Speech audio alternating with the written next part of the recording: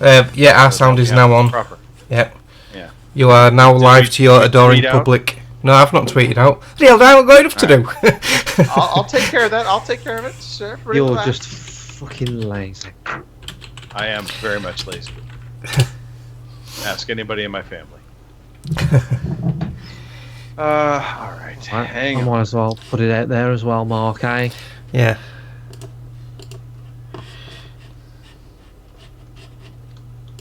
Yes, science! Yeah, I heard that. Yeah, I good. heard it. God damn it. Duke is right in my ear. All right, so we are live.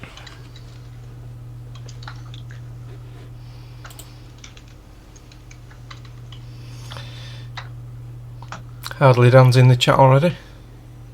Bloody Dan. Yeah. Keen, innit? Yeah.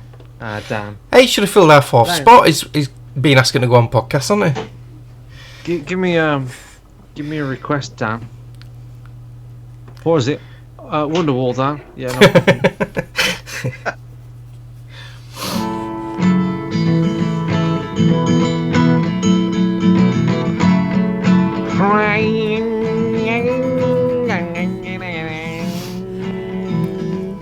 Mark, why can't you get the stream to work? Is it working, maybe? I was going to say, is it actually working? Yeah. I haven't really checked it lately. Well, I've lost my baby. Where is she now? Oh, but it says episode 421 or 420. Where? You know what, Mark? If you're not going to make an effort, don't Where? bother. What the F? Where? Where does it say that? F? When I put the Twitch. I've updated all the titles. There's on Restream you can update all the titles in one go, and it's updated them all at 421. Are you sure? It has on mine. It says 421. Positive. Well, on when I put in our Twitch address, it put up 420. I'm just saying. Well, I like 420, mind you. You know, it's a good number. All right. Well, fuck it. yeah, Let's do it. Come on, let's do it live. Okay, all right. I'll put the guitar down. Chase Johnson is a fucking slacker. Jesus Christ. Right, you ready for the intro music then? Yes. Let's Do it.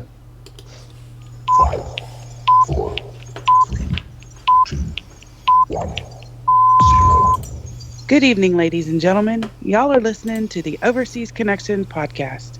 Shut up and sit down. Here we go! Would you kind? I think we're just getting started. I'm a witcher. I think this is more than you can handle. Sits on his ass all day. Let's do this. Hey everybody, thanks for tuning in to episode 421 of the Overseas Connection podcast. We are live. This is not a recording unless, of course, you're listening to this on iTunes, in which case, it's a recording. Hey, I'm one of your hosts today, Greg DeLacy, gamertag Murphy's Law. OC_Murphy's Law on Twitter. And we've got a more intimate, just a very small, cozy show for you today. With us today, a profound instrumentalist, a mentalist as well, Mr. Mike Chin from the Veteran Gamers. What up? What up? What's up, Obi-Wan? Okay, my microphone's switched on. Hello. That's Is this better. on? Yeah, Hello. that's good. That's Here good. we go. What's going Cool. on? Mike, It's the show. it's the show. Hey, let's all get close to our microphones. It's a It's a thing. intimate. It's a show tonight. We're just gonna talk. I like that you're covered. You're hiding behind the microphone. That's good. Yeah. We okay? We good, Greg? Yeah, we're good. We're you know what? We're really good. Thanks for being here, Mike. You know, No, my pleasure. My pleasure, Greg. outside of one individual, who I may or may not name shortly, everybody else on the podcast team just abandoned the ship. I mean, it was like water was coming on board, the rats were fleeing the ship. And I Yep. said it, the rats were leaving the Yep. ship. Oh, don't talk to me about Yeah. rats. I've got rats in my loft still. Oh, they're fuckers. Oh. Turns out we Oh. didn't have a rat, by the way, in my Oh, house. yeah. It was a squirrel. It was a fucking squirrel. They're okay. Yeah. No, not really. I'd Little rather have bastards getting all squirrels kinds of shit. in my loft than rats. Yeah, I mean, I like squirrels when I see them outside on trees. They look very nice and friendly. Yeah. But once they get into your house, they're not so friendly or nice. Mm. Yeah, but yeah. So I mean, okay. So Nicole, Mother's Day, whatever. Mother's Day was back in March. Not in the U.S. It's actually tomorrow it's- in the U.S. it's no But again, excuse. I'm like, it's tomorrow. You know, just saying. There was some feedback there for a moment. I'm not sure what that was all about. This is going to be a professional show, by the way, folks. Professional.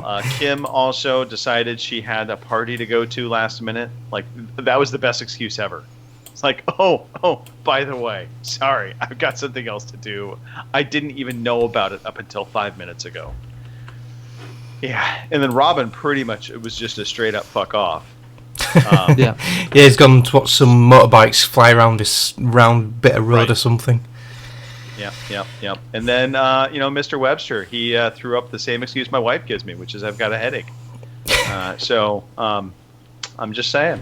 Mark Wright, also on the show. You are the star, powering the show, making the sound effects work through magic and duct tape. Yeah, fairy dust. It's all Yep. done by fairy dust. Yeah. So, still having major problems with my PC, so we're doing a bit of a combination with PC and the Mac. So hybrid what- streaming. What are the problems with your PC? It won't The Echo is one. output my system sound to Skype. So, which confuses the other guys because I say, "All right, I'm playing the intro music," and they go, "Is it over yet?" Right. So, But we might have to do something about the Echo. is it still echoing? I heard it a bit. And now it's yeah. gone again. It's gone again. Right. Yeah. This is going to be the entire podcast. We're going to be like, wait, I hear it. I hear Yeah, it. it's Right there. there. It's Yep, there. yep. Yeah. No, it's gone. And yep. And the end of the show. Right. Right. Pretty much. I think this is going to be an intro and an outro, and we're done. We're out. Yeah. No, I'm good with that. Yeah. But anyway, Mike. No, thanks for jumping onto the show. You Okay. last minute we're like, hey, I'm around. I'm not a mother. Yeah. I don't Yeah. have any excuses this I'm time. not a mother, not a father. Not that you know of. Not that I know of. Not that I'm Right. legally allowed to say. Exactly. So I'm good. Yeah, I didn't have a lot planned this weekend. It's been a long week for me. in a bad way or a good way? A good, I suppose, from a business point of view. Bad in a personal health point of view.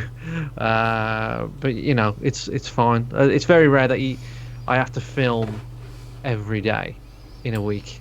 And we had to film every day this week, and it was exhausting. It was all different things, and you don't know what thing you're filming this time, and you turn up and I don't know, you speak, you meet loads of people, and you just don't know what you're doing. So like you turn up to the job and you're like, oh, I don't know what this is, and you have to sort of blag everything. But no, it was okay. Made it through. Met some nice people. Okay. Well, that's good. Yeah. Can't argue about that. I mean, you could, but why would you, right? Well, it's business, isn't it? Like, it's my business, so the fact that we got all that work on is great. Right. And business going well? Business is going well. Yeah, we got 5 staff now. That's good. You've moved off of Top Ramen. You're actually eating real food, I hear these days. Yeah. We don't suck the nutrients out of the carpets these days. We actually buy food from shops. Is that Bert in the background, by the way? The yellow. No, yellow doll. I know who that is. I don't know who it is. It's called Flat Eric. So for the audio listeners, our webcams are on, and behind me I have a little IKEA thing, and on it is a little thing called Flat Eric. He's a big yellow thing, and he was popular in 2002 2000 probably more. Yeah, something like that. Yeah. But it's got to be a UK thing because I literally Yeah. never seen that. Yeah, it was in some music videos, wasn't It's it? a music. It's a music video, and it's a song. And it was a very good Okay. song. And he was in a car, and he would just do this, and stuff, and he would pick up the phone, and it was very funny. And my auntie bought me this because I was fascinated with him, and I've kept it ever since, and I love it. And every now and again, when I stream video games or whatever, somebody will come in randomly and go, "Is that Flat Eric?" And you know, it's just funny. I don't know. But there you go.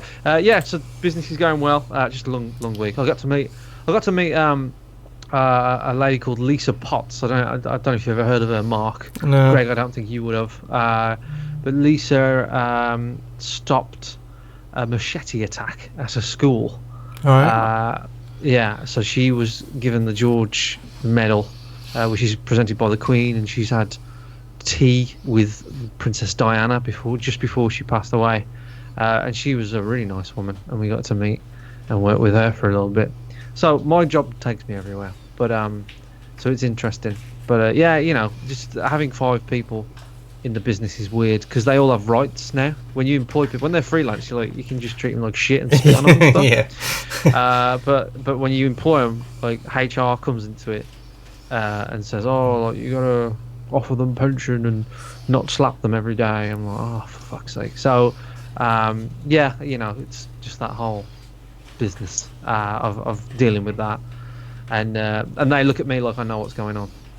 Jeremy Clarkson, by the way, would counter that and say it's okay to slap them. Yeah. Mm. I mean, I do slap them, but As a good employer, you should. HR doesn't know I slap them, and you know, it's Well, it's all- technically, aren't you HR? Isn't that the funny part about No, this? we have actually got like a third party. Oh, you have to go to a third party for HR. Yeah, when you employ in Britain, I don't know how it works in America, but in Britain, this is very boring, by the way, I'm sorry. If you employ 5 or more employees in your business, you have to you have to get proper HR shit Gotcha. going on. No. I don't think there are any laws like that in terms of how how you set up an HR department. Awesome. I'm gonna. Yeah. You know what? For the I'm most gonna part, go to yeah, America. It's gonna move to America. Yeah. Yeah. Yeah. It's like I'm the manager. Go take that up with HHR or HR, not HHR. That's a different department. And I also would be HR. If you're listening to this show thinking, God, I am so glad I listened to the HR Yes. podcast, well, let's talk policies because they are fun. I have to Yes. say. No. We don't have to talk policies. No.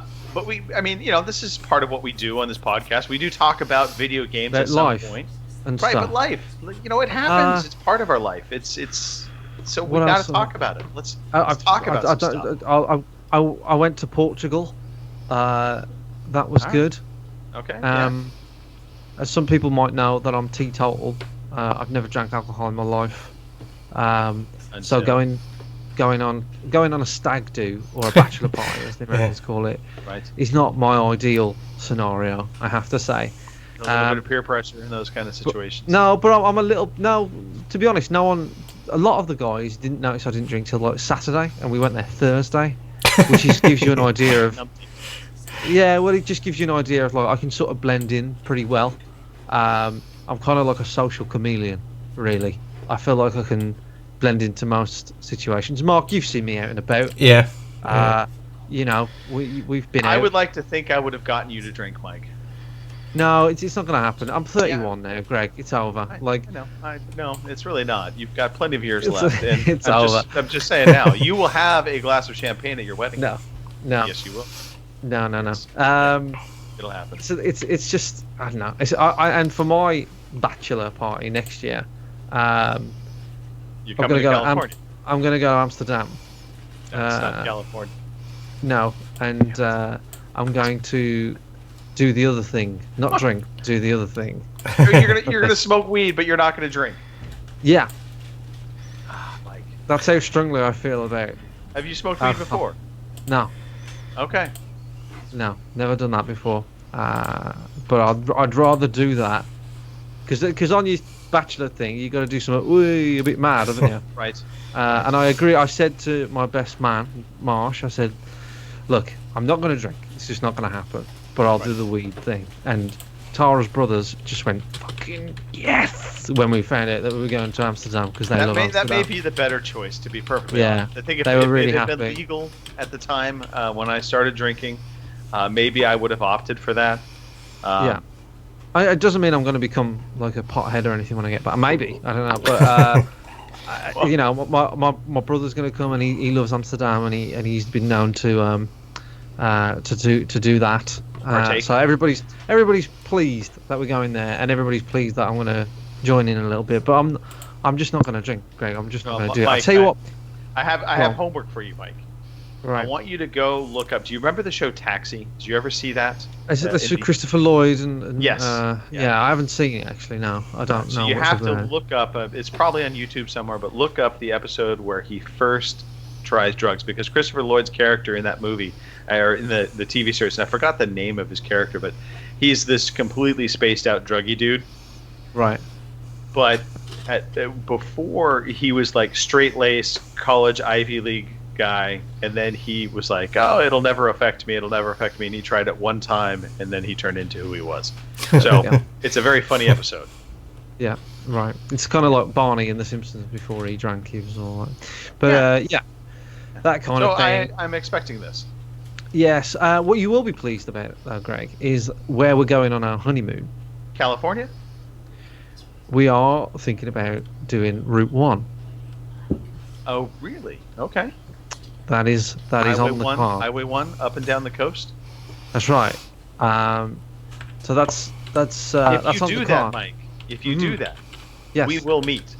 Absolutely. I will, That's, I that- will 100% make sure at some point or another I am sitting on Highway 1 waiting for you to pass by. Well, no, I think I'm going to go out my way to meet you. I've I said would it come to- meet you. I would come meet No, you. I would no, make you out of your way. No, absolutely. I think that was one of the selling points. I said to Tara, I was like, we could go do Route 1, and then she says, oh, we could meet Greg. So, you know, and meet Colin and Cindy Yep. and everything. And yeah, so that's what we intend to do. So on my honeymoon, Okay. I intend to meet you and probably play golf with you. I like it. I yeah, like it. that's All right. going to be the This is you know, turning and then- into a banner year. I'm and excited.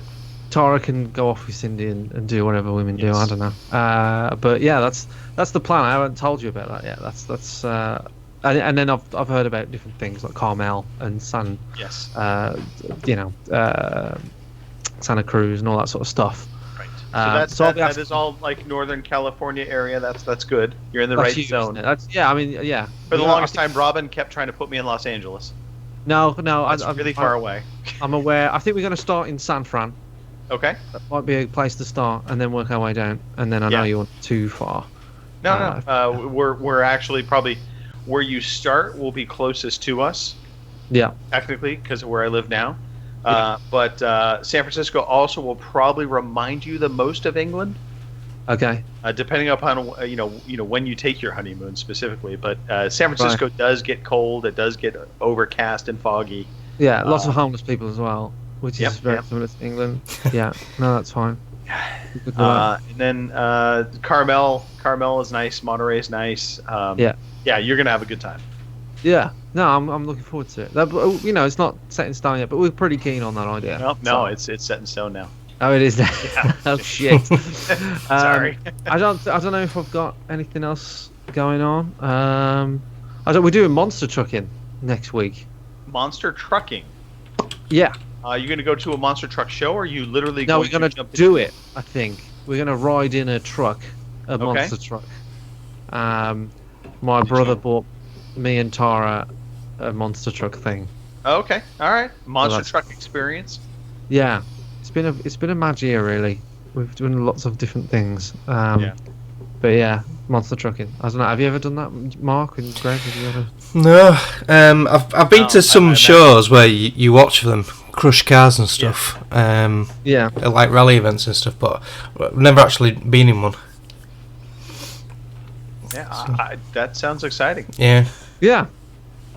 I I'm mean, looking forward to it. It's at Donington Racecourse, which I've been before for Yeah. work actually. I've been filming Okay. there and stuff, so I know Donington. But yeah, it's there. I don't know. I don't know what to expect really. I would expect to smell a lot of gas, petrol, sorry, and loud noises. and probably get jolted around. I was just going to say, you're actually crushing cars. yeah, you'll get Yeah. shaken about a bit. Yeah. No, that's fine. Oh, the echo's back, Mark. I'll show long. Oh, the echo's back. Every time the echo's back, I just think, God, who's this handsome chap on this show? Sounds like he should podcast. He should have a regular show like, called The Veteran Gamers or something. That would be great. That would be amazing. Well, I'm alright. I don't hear an echo, so. All right. Yeah, I Mark. think I'm done. Greg, yeah, Mark, yeah, go for what's been going on in Mark's life. Not really. Had my birthday this week, so got a few Yeah, that's goodies. True. You did celebrate turning what 29? Yeah, something like that. Yeah. Happy birthday, happy birthday. That's my So happy I birthday. got a new headset, which is really good actually. I'm quite impressed with it. So it's like a not as popular brand as like your Turtle Beaches and that. It's an Audio MX one, and it's really good quality, and it works on my PC and my Xbox One and my PS4.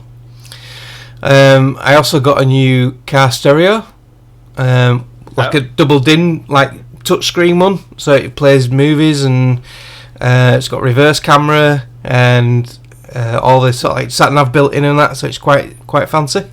So that's good. Awesome. Yeah. One more thing to distract you while driving. Yes, I've been fitting that today, so it's taken me a few hours to do. Yeah. And I'll tell you what, Mark. I was Yes. thinking of you the other day, because I had a car problem, which I'd imagine that you get a lot, because anybody who knows anything about cars is very popular. yeah, But I had this. My engine light came on, right? all right, in yeah. my car, Right. which is very vague.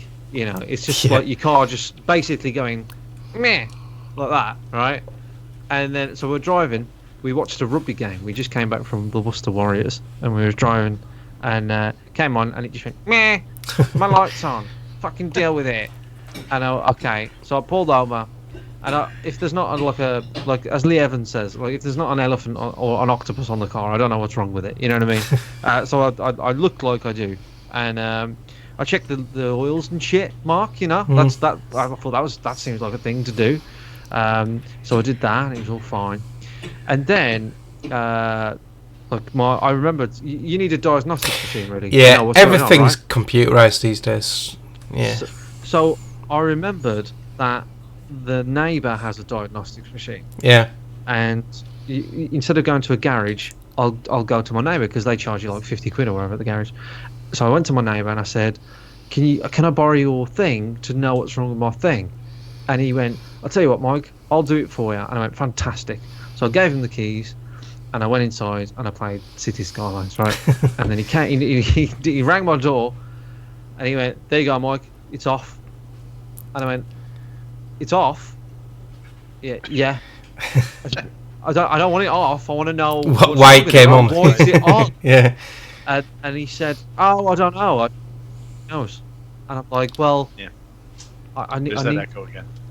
I'm trying to go over it, Greg. The I echo." know. So I was like, "I need to know what the light is," and he's like, "Oh no, it's probably nothing. Don't worry about it. I'll tell you." So he's basically done the equivalent of putting a tape over the light. He's just cleared it, hasn't he? Yeah.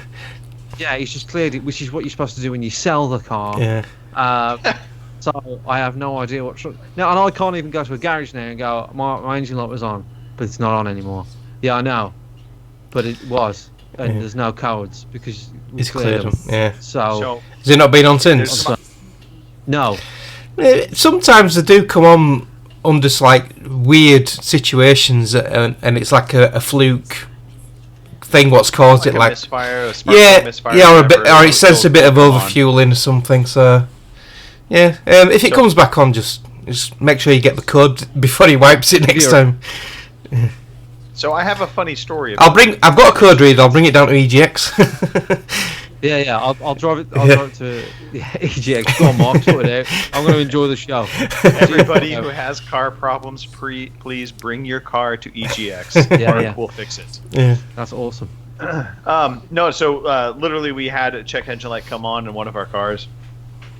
Cindy was getting ready to go down to visit her mother over the weekend, so she wanted to get the oil changed in the car. And she's like, you know what, have them check the check engine light. So the dealership calls back, and they said, hey, we got the oil change done, but it's going to be $140 for us to figure out what the check engine light's for. Nice. And Cindy's like, yeah, well, you know what? Don't worry about it. Because we're pretty sure it was something to do with, we changed out our spark plugs not too long back, and the check engine light came on right after that, so we have a feeling maybe one of them is bad or something. But needless to say, the dealership guy's like, oh, well, tell you what, I don't have to charge you. I can just run the codes. And I was like, why wouldn't you just run the codes anyway? That's what it's there for. You're going to charge me $140 and not run the codes? No, you're going to run the codes. So fucking just run the codes. Tell me what it is. Fuck you, that's why. That's why Pretty I want much. to charge you. Yeah. That was more or less what it was. Yeah. Yeah. A lot of dealerships around here, they charge you 75 quid just to actually just plug it in and read the codes. It's it's ridiculous. Madness. Totally madness.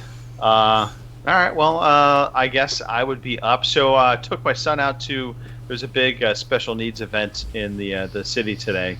And it was called Ride to Walk, which basically there's a horse ranch not too far away from us where the gal that owns the ranch also happened to be a physical therapist, and she works with special needs children and actually gets them riding horses. Sick. And the relationship with riding the horses and just the physical requirements of it also have proven to be just immensely helpful to a lot of kids. So we're looking to get Colin in to start riding some horses. I think it'll be a lot of fun. So you got to get him a hat. He hates hats. Oh my god. Does he? Yeah, hates them. Get him the spurs. You got to get him something cowboy. Considering how often I pick him up, I don't want him having spurs. I think the best you're gonna get is a Come cowboy. on, Dad. Fucking hurry up. Yeah. No, I think he should. Yeah. No, that's I've read somewhere that with especially with not with horses but with dolphins apparently the same effect. Like apparently, if you're around dolphins, especially people with special needs, they get some sort of connection with them. I don't know because they're an animal or something, but I think dogs as well. It's quite common that like a dog's trust or something will come round to like an old people's home or like a special needs place, and this affection with animals really brings out like a lot out of people. So that's awesome, Greg. Yeah, it was very cool. It was very cool, and I have to now turn the page. So this podcast has been nothing about video games so far, and it's going to continue to be nothing about video games for a little bit longer. Who cares? Bowling. I want to talk a little bit about bowling because somebody actually they reached out to me. It was Kyle Adams actually reached out to me and said, "Hey, I'd love to hear more about bowling because he's a bowler." Yeah, he's a bowler. He's been picking a bloody it up. Bowler. Yeah, he plays for a team. I listen to the Entertain Nerds. Yeah. And it's you don't play for a team, you play in a league, Mike. He plays for a team in a league, though. Surely he has a team in a league. Yeah. Yeah. Come on. No, come on. Are you playing? Were you bowling now, Greg? Yeah. So getting back into bowling, I took about 12 years off from bowling. But really, my ex-wife, so you were a bowler? Oh yeah, my ex-wife was actually on the Pro Bowler tour. Oh, okay.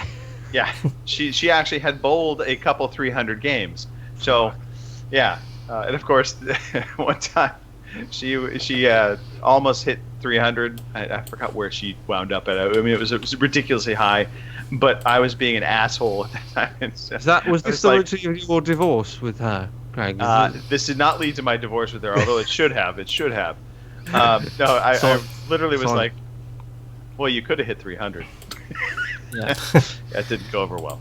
Anyway, so bowling, the whole thing in the U.S. One, they hate when you call it a bowling alley, which I still call it a bowling alley. Yeah, the bowling center, especially if they're like attention bowling community, fuck off.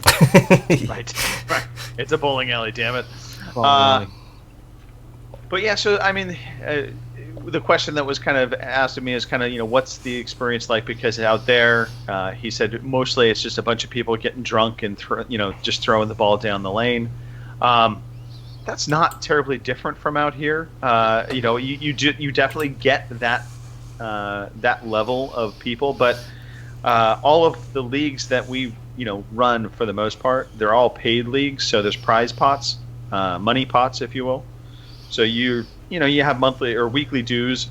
So every time you come in, you bowl your games, you're giving like $20 or whatever, and then at the end of that season, they'll give out awards for highest game, most improved, things like that, and then they do little side pots every night. So like best game that night, something like that will get rewarded. So it makes it competitive.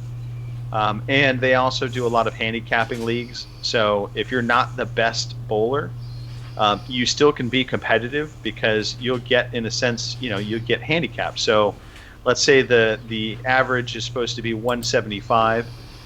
So if you're averaging below 175, you'll get the pin differential between 175 and your average added to your score that week. That make sense? No. Okay, so we'll make it easy. So let's say I didn't ask you to try and explain it. I just answered that question. So the league sets up an average of 160. So that's the average, okay, for the league is 160. So Mike, you are a beginning bowler. You're averaging only 120 a week, right? That's your average. Your average. Sounds right. Okay. That sounds right. So when you're playing in an actual, counted game, a league game. Uh-huh. You will get 40 pins added to your score for that week. And as you improve, you get less and less handicap. All right. And so if you're better than the handicap, you actually get pins taken away from you. Yeah. Mm-hmm. So anyway, so it makes for fun times. And this way, all levels can compete with one another. And then my pro tip. Bumpers up. Yeah. No. And that metal shoe. Well, yeah, bumpers up. No, is your bowling shoes. So very important thing. If you're at the bowling center and you have to go to the bathroom, or you're going to go up to the bar, maybe you're going to go get some beer, whatever the case may be, either buy some little smocks to put over your shoes, or get some flip-flops with you and just quickly put the flip-flops on and walk up to the bathroom or the bar. The reason is, if you go in the bathroom for sure, you're going to step in somebody's crap. I mean, the wetness on the floor, that kind of thing. Piss. Then, yes, piss. And the last thing you want to do is the get word your of the shoes podcast wet. is piss. Yes. Don't get your shoes wet. That's the rule of thumb, because when you come back down and you try to bowl, you will no longer glide, you will stick. And when you try to throw that ball and you stick, you will probably launch yourself down the lane. So I want to comment on the videos that Mark's putting up on the stream here. For the listeners. I'm trying to keep the listeners entertained because I think a lot of them are bored stupid right now. This is nothing about bowling? Yeah, the trick shots. For the listeners, Okay, all right. we got God trick damn shots. that Yeko. Yeah. What echo? It's a Yeko, by the way, not a Yeko, apparently. Yeah, Fraser's telling everyone that not to worry because he's back next week. So. Oh yeah, we want to hear the lecture about curling. I can just That listen to my really Echo all day long. All right, let's talk about video games. I will start. I finished Halo Wars 2. Yes. I liked it. It was a really good campaign. Mark, what did you play? No, I'm a big Halo Wars 2 fan. How long did it take you to clock?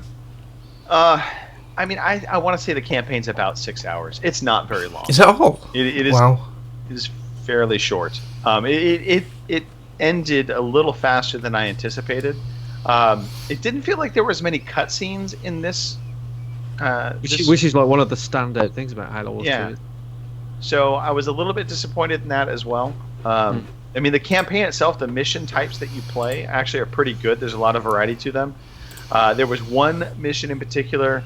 I wasn't playing it on the hardest difficulty, so it was fairly straightforward. I mean, it was more about amassing the army in enough time, and you could just overpower whatever you were against. But this one mission in particular, on any difficulty level, it was going to force you to have to split your forces up and maintain them in different locations. And in fact, it was 3 different locations in particular that you had to maintain a force of some kind. And so that was actually pretty cool, because it really got you using the shortcuts on the D-pad to get around to your different units and make sure that you were utilizing them and keeping them healthy. So I actually at first was hating that mission because I was failing left and right, because I wasn't doing that. I wasn't doing what I really needed to do. I kept thinking, I could just brute force it. I'll just get this army up and they won't be able to stop me, and I'll take over all the capture points. The problem was I'd take over a capture point and I'd leave it with this massive army for the next one. And then behind enemy lines, they would come back in and take the point that I had just captured. And it was a situation of like a ticket timer. So every time they would capture it, they started earning points, and I was only capturing 1 point at a time, and they always had at least 2, if not 3. So anyway, was it difficult? No. With that mission, yes, but overall, no. No, because I remember the first Halo Wars campaign being pretty tricky. Yeah, but that last mission on the first game was horrendous. I remember doing that a few times. Yeah, because the last mission on the first game was you had to like guess the order of. Yeah, those. all them like quadrants on that round thing. Right. Yeah. I think me and you, Mark, are the only 2 people on Earth that remember what that mission is. There's a similar mission to that in this, but it's not. I didn't find it particularly difficult. Okay, yeah, but I mean, you're positive on it. Like, yeah. I ended up really enjoying my time with it, and looking forward to potentially playing some multiplayer with a certain somebody. Mark will join us. Do you? 2-on-1. Yeah. Marsh maybe. Did you play it solo or co-op the campaign? I played it solo. Okay. It would have been easier playing it co-op, I believe. Yeah. Well, I mean, the difficulty might have ramped up, or you could have spiked the difficulty yourself. I think they drop more units down, like enemy units, when there's co-op. I think. Yeah. And I say it would have been easier because, for those missions where you do have to split forces, even though I didn't split my forces for the vast majority of the different missions in the game. When it is asking you to do that, having 2 players to do that is going to obviously make it a little easier. Yeah, sure. Yeah. What about the maps and stuff? I mean, because everything I've seen of Halo Wars 2 has been just rocks and shit. And I think Halo Wars, despite, I mean, it is a top-down sort of RTS, but they did a sort of very good job of sort of swapping it up. Sometimes it would be like a city map or like a jungle map and stuff. Are they quite varied on Halo Wars 2? Yeah, there's no city map. There's nothing like the city map, now that I think about it. And that was a very cool map. I liked that map in the original Halo Wars. So, to that extent, no. And unfortunately, they're not doing what Microsoft did with the original, or with Halo 5, where basically all the maps were free. Right. So they have the DLC maps, and as far as I know, they are paid for DLC maps, which I hate that. At this point, I think anybody making a multiplayer game, do not do paid for DLC map packs. Just release them out to your player base so everybody can still play together. Find another way to rip us off of money, I don't care, but don't charge for map packs. So yeah. Preach. Yeah. Speaking of map packs that you should charge for, Forza Horizon 3 Halo Hot Wheels Edition. I played this. I really kind of dig it. Yeah, I have to. This is where I lean back now, because you and Mark are you're the car people. I've played a lot of this. Yeah, it's good. It's really good. Yeah. Yeah. You don't get many cars, but I'm not that bothered because the tracks are just superb. It's so different driving around on a plastic road, and just having that feeling. Kind of Mario Kart vibe. Yeah.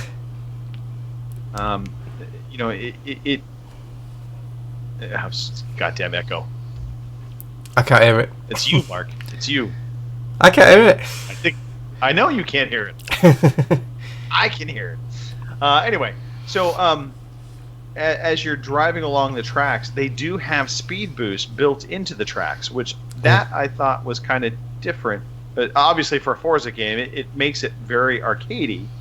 But it's perfect for Hot Wheels. And the speed boosts themselves, I think they're really cool because you've got like massive black rollers in the track, and at the side you've got these massive V12 engines generating the rollers, and they look really cool because they're just sat there shaking at the edge of a road, and when you hit the booster, it just like propels you. It's really cool. And some of the stunts are good. This is Hot Wheels tracks. As a kid, when I got my Hot Wheels tracks, this is how I envisioned it. So, the Hot Wheel tracks, they had those little rollers in them. Yeah. And you could, boost your cars on the track and do your loop-de-loops and stuff like that. Yeah. And in my head, it all worked just like the Forza 3 DLC does. In the reality of life, it never worked that way, and it did not look nearly as cool. So this is just, it is a really good. Is this free, Greg? Is this? No, Mike. This is the one that I would say. This is where you charge for it. Okay. I wish it was free. I wish it was free. That would be fantastic. So you and Mark have paid for this. Yes. Yeah. Because you're together, aren't brothers. Yes. Right. Okay. But how much was it? Well, we bought the season pass, so we ended up getting the Blizzard Mountain DLC as well. So it was $35, I believe. Hey, driving games is one of those games. You get a lot of money. You get a lot of value out of your money if you play it. It's just one of those games that keep going. It's not like a story or anything like that. You can just play it forever. Yeah. So it looks cool. Yeah. It is as well. It's really good fun. It's about the closest thing we've seen to a Mario Kart kind of and I say that because you've got jumps, you've got the loop-de-loops, you've got the craziness of all of that happening. The only difference being that you don't have any turtle shells, you don't have any kind of weapons per se, and you do still have a bit of real world physics to the cars. Yeah. So that they still do handle very much like a Forza game. So it's a weird mix, but it's good, and the visuals on this are just awesome. Yeah. What I like as well is when you're doing a race, you've got the option like in the other Forza Horizon 3 races, you can actually personalize it a bit and make it how you want it to be. And you can actually swap out the different stunts. So if you don't like the figure of 8, you can put in the waves where you can go like up and down, or you can put in a loop-de-loop. And it's just great how you can like set it up how you like it. Some of the challenges in it, the bucket lists and that, they're quite tough. But they're all great fun trying to do. Yeah. I heard somebody complaining, I should say, I saw somebody complaining in the forum. They're like, "Why are the tracks orange?" And I'm like, "It's fucking Hot Wheels, man. That's what it is." So yeah, Hot Wheels tracks are always orange. Yeah. So I get confused with this, and because GTA 5 have released like a top-down. Yeah, it's very similar. Yeah. Machines. Yeah. So you only get, I think there's only 5 Hot Wheels cars you can get. Which I were a little disappointed about, but I'm sure they'll be adding more to come. Yeah, they will. But you can drive any of your existing cars on the tracks anyway. Yeah, in fact, that's what I've been driving. My preference. Yeah. Got my Mercedes AMG, which I love that car. Yeah, that sounds nice. That down. Yeah.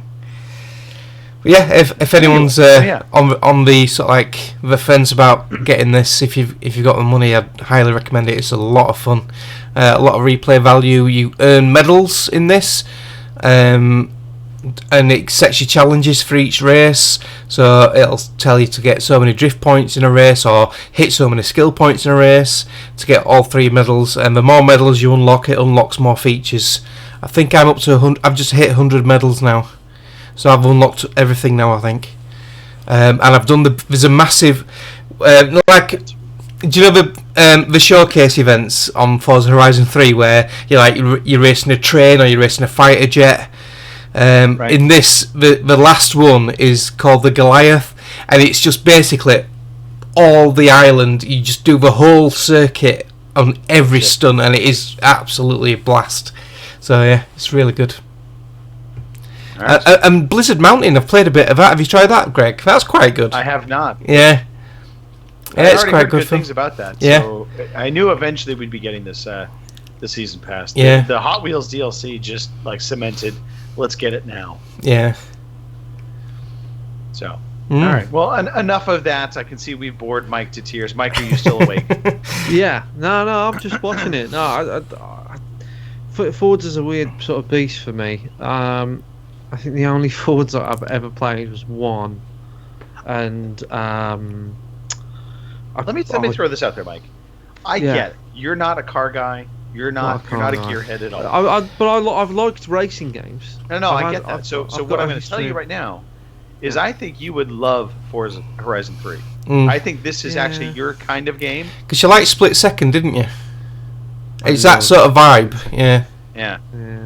It's not the tuner racetrack, heavy gearhead that. I feel like I feel like the cars still have a bit too much weight to them for me. Mike, you can race a Warthog in Forza Horizon 3. I know, but like the cars feel heavy, and that's accurate. Like, I'm not saying that's Right. bad, but when you play like a Split Second or like an arcade sort of car game, I feel like the older ones like Burnout and stuff, the car just feels like nothing. It feels like it's hollow, and I prefer that for some reason. And now these days, the big trend with racing cars is they have so much like meat, and they're so much weighty, and they slug around these corners, and that's probably more accurate, but it just doesn't do it for me at all. Like, I don't know what it is. I played the Forza Horizons Fast and Furious DLC. Yeah. It was free. Yeah. And I remember falling asleep, like actually falling asleep playing it. All right, so Mike, you can just leave the podcast I know. now. Anyway, so on to Burnout though. You give me a Burnout, and I'll play that. Yeah. I think So Burnout and Split Second are probably the last sort of like car games that I've sort of really liked, to be honest. So are you somewhat intrigued by the whole the Burnout Paradise? Not Burnout Paradise. The oh god, what the hell with it? They're doing one which Crash is mode. just a crash thing, isn't they? Yeah. Yeah, I think Crash Mode for me has always been just like, I mean, it was a lot of fun. Crash Mode, I think it was in Burnout 3, Right. and Burnout Revenge and stuff, but it was always something else to do other than the main game. So, I mean, but I think they're marketing that Crash Time game as like an indie game. So I don't think it's going to be a full price game. So it'll be nice, but a great part of racing games, especially arcade races, is just feeling like you're going really fast, dodging everything. I'm slightly interested in the Crash Mode thing, but and that was a good mode in Burnout. I remember that, and I liked it, but I don't know. It's going to feel like half a package for me, I guess. I think I want another Burnout or a Split Second, but I don't think they're ever going to happen, really. I doubt they will. Yeah. No, I think the closest I'm going to get is when I get a Switch. I'll probably get Mario Kart, and that'll be it. So that's fine. All right. Well, we now know what Mike's getting for Christmas. Switch. Switch. All right. Well, let's talk about City Skylines. Mike, you play this too, though, so we could talk about this. Yeah, no. Weirdly enough, I bought this on the PC when it came out, which was about 2-3 years ago, and I only just started playing it, and it came out on the Xbox One apparently about the same time. I didn't play it. It's on my Dirty 30, so Yeah. that's I don't know. It's just a weird coincidence, isn't it? Well, Sorry, I'm get playing back. it because it were on the Real Defoe's Steam games, and he shares his games with me. But since then, it was on sale for £6 for the full lot. So I've bought it anyway because it's that good. I really enjoy it. So my first starting city is growing really big now, and it's causing its own problems. Traffic's getting clogged up. I'm having to upgrade all the roads, and it's just getting too big for its boots, I think. Because your first city, you just like dive in, don't you, Mike? And you just like lay everything out, and you don't plan it properly. So I keep thinking in the back of my mind, I'm going to start a new one and do a proper layout. But So okay, I let me haven't just done stop that. you real quick. So when you're talking about, you don't plan it properly. I mean, Yeah. are you having to think about like sewage and Yeah. things like that? power, sewage, water, schools, hospitals, everything, bus routes. And I suppose what So exciting. It's fun. It's really fun. It is a fun game. It is really nerdy. Yeah. I'm gonna plow through the echo here because I know that the listeners can't hear it. But what I think what Mark was getting at with the first city learning thing is, I mean, you literally just you just do what the prompt tells you. On the tutorial, Right. you're like, right, put a road there, and you go, okay, and you think, okay, this is going to be okay, and then you realise, oh, okay, this junction that I've made is a complete fucking bottleneck. This is awful. I want to burn this city. So what I'm doing, Mark, I don't know what you've done, but what I'm doing is I'm sticking with my first city. Mhm. It doesn't matter how bad of a monstrosity it's going to become. I'm going to stick with it, and I'm going to buy all the squares. And yeah, I'm getting there. I think I've got like 35,000 people Right. in my city now. Yeah. Okay. It's quite a lot, and yeah, I have a lot of dead people in my city. Yeah, I've had to create a couple of graveyards and a crematorium because that was backing up a bit. No, So- I've got graveyards and crematoriums. I've got crematoriums next to graveyards because my graveyards fill up, right? And I have to empty them, so they literally just drive next door and burn the fucker, so we can put more people in the graveyard, right? It's just a goddamn mess, and I spend a lot of my time demolishing empty buildings and making sure that there's not too many dead people. Yeah. And I tried. There's. Have you saw the mineral sort of menu? Have you seen this? No. So there's a thing you click on and it tells you like what the land is good for, right? So if there's like a black patch on the land, it means that there's oil there. Yeah. And if it's green, it means it's good for forest. If it's yellow, I think it means it's fertile, so you can do like a farm industry. Right. So you can have different industries. So you regionalize them, and then you say, right, this is going to be a farm. This is going to be da da da.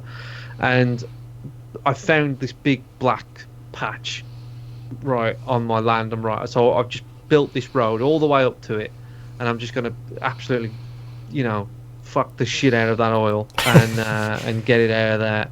And then but then you get a demand for people because then I had this problem where I didn't have enough dumb workers. Right? Yeah. I had too many smart people, and the problem was I had to take away their university because because they were too smart. So I'm going to make you dumb. because there was like because I had an industrial area and it was like box packing and stuff. Right. And I was just like, well, what the fuck am I? Look, they're all complaining because like, they're all educated. So I went, fuck your university, and I made another neighbourhood, and I just gave it a primary school. So basically, and that was it.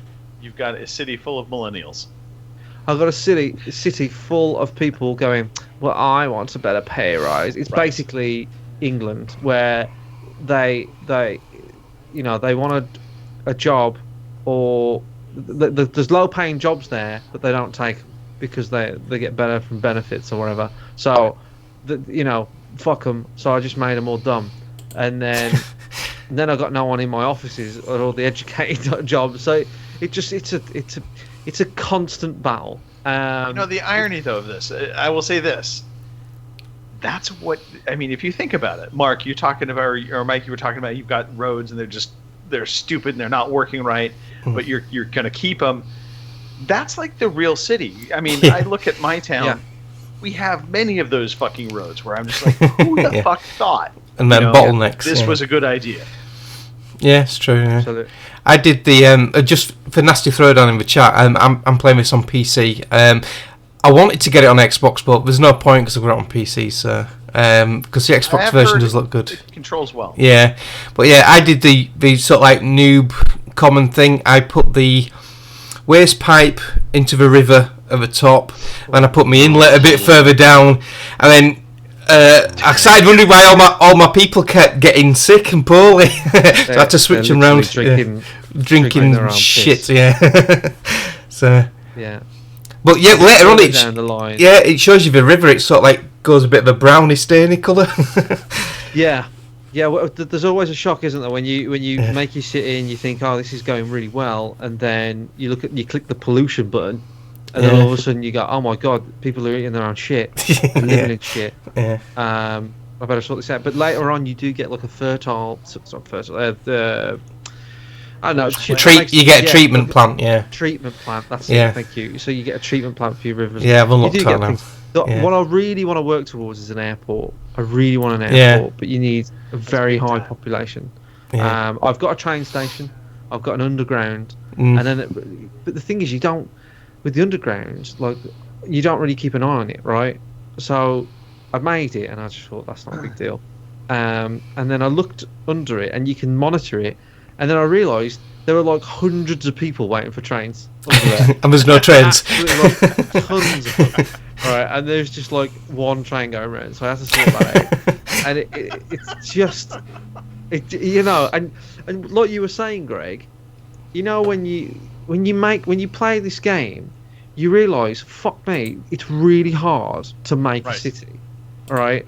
And I mean, I can speak for my home city, which is Wolverhampton, and I've, you know, any city where really like a larger one like Birmingham, just down the road from me, where there are things and there's areas, and you just think, God, the council just needs to bloody fucking put some shops here, and it'll be way better. And to a degree, you sort of get the, you know, you get the understanding of where all this comes from, like why you think this bridge is going to solve all your problems. Do you know what I mean? Like, you build this road and you go, oh no, I'm going to build a bridge from this road to this road, so all these fuckers that keep getting stuck in traffic are not going to get stuck in traffic anymore.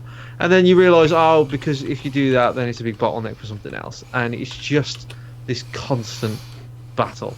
Saying that, I fucking love Cities Skylines. Yeah. It is really, really good.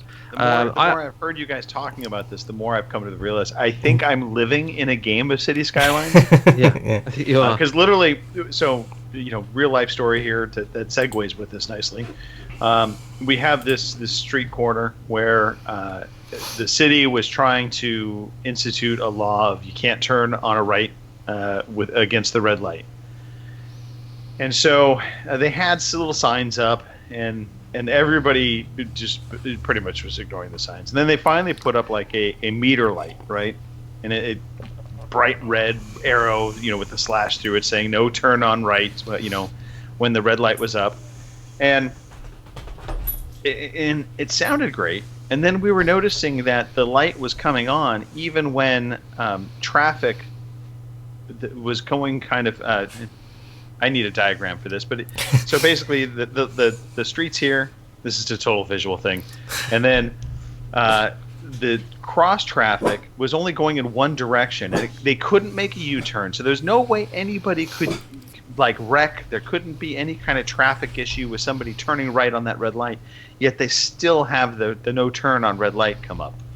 And so that's my constant. It was nag now. probably really expensive, and they had 4 meetings about it at the council. Right? And they went, well, we need to spend this money. I don't know. Put a fucking sign there because there was a crash once 4 years ago. I don't know. I really like City. The problem is growing your population, and I think all games like this suffer the same problem. Where is the fun is in press start, right, and you've got a blank canvas. That's the fun, right. And you start to build. When you're, I mean, I'm comparing this to Prison Architect as well, and things like Roller Coaster Tycoon and stuff, where you got a blank canvas and you think, oh my god, I'm going to build the perfect thing, and then you realise you fucked it all up, and you get to like you get like about 4 hours or 5 hours in, and you go, oh my god, this is awful. I want to start again, and then you keep starting again and I think that's where people drop off, and some people prosper, you know, and the people that prosper make YouTube channels and make you really sad of how great they are. Like I watch people build cities on City Skyline, and they go, well, I'm going to make this kind of road because, as we all know, that doesn't create traffic lights, therefore doesn't create traffic. And I'm like, Yeah, I didn't fucking know that at all. Like, what the hell are you talking about? Because you know, if you create two-way roads and one-way streets, it doesn't create traffic as much. I'm like, there is a degree of, do I want to learn this? Do you know what I mean? Like, do I want to know this stuff, or do I just want to build a big city and explode it? Which you can't Probably do. the latter. Well, I'm tempted to get, there's a natural disasters DLC for it, and I'm tempted to get that because that looks quite fun. There is. There's a snowfall one as well. Yeah, yeah. Yeah. Bring There's all sorts of everything to a mods. halt. There's all sorts of mods as well. I mean, I'm not a PC gamer, but I am playing this on the PC, and I'm not really au fait with mods, but I have been tempted to try a few because there is you can't make ponds and lakes with the vanilla game, but there's a mod where it just gives you all the water tools and you can make a pond and all sorts of shit. So yeah, I might dabble, but yeah. Did you say how many people you got in your city, Mark? I can't remember. I've just got the last achievement was I think it was for getting like a big city, so I think it's about 20 or 30,000. It's getting there now though. But what I did, I unlocked the hydro dam for the power. So I thought, oh, have I got that? And I wasn't sure how to use it, so I put it in the river. And I didn't like it, so I took it out. But when I took it out, it left the deformity, and it just flooded my whole city. And all the cars were all floating. Luckily, when I quit out of it, it didn't save it, so I managed to cheat my way back into. Only not that doing could it. happen in real. Yeah, but it was just funny how all this water just flooded the whole city, and all the cars were swimming around. And Wow. you can zoom right into street level, can't you, Mike? And you can see all the little cars and the little people. Basically, Mark, you made your own natural disaster. Yeah, I did. Yeah. So yeah, it's one of those games where, you know, I'm like I like addictive type games, and it's very addictive. It does get your claws into it, yeah. It's Yeah. got some hooks. Oh yeah. All right. Well, can we move on from that? Yes. Are we good? Yes. Mike, I'm not going to actually have you talk about this unless there's something specific you want to talk about it. But Skyrim, you continue to forage on. It is. Yes. I'll say this about it. I'm coming to the end of my playthrough with Skyrim. Is this because you're coming to the end of My like, life. story stuff, or You will just- to live. Yeah, the will Yeah. to live. I'm coming to the end because I feel like, I mean, I've done, for people that play Skyrim, they'll know what I'm talking about. I've done the Mage's Quest, I've done the Dark Brotherhood, I've done the Thieves Guild, I've done the Companion, I've done the main story, I've done the Dragonborn DLC, and I'm Maybe a currently- better question: what haven't you done? There's probably things I haven't done. Okay. And I'm doing now the Dawn Guard DLC, which is the vampire one, and I'm playing it the way I would play a Fallout, which is I'm going to do the main quest and do most things until I feel it's like a feeling of when I'm done. Okay. And I don't think I can walk away from Skyrim without doing the DLC quests because they're going to be quite small and tailored. Do you know what I mean? Like they're going to be packaged quite tightly, whereas Skyrim is like this big open box. So yeah, and I think after that, after the DLC, there's probably a quest I keep hearing, but I've never really dealt with it. This whole you can either choose a king or a queen for Skyrim, and I've never really dealt with that. No, I haven't done that.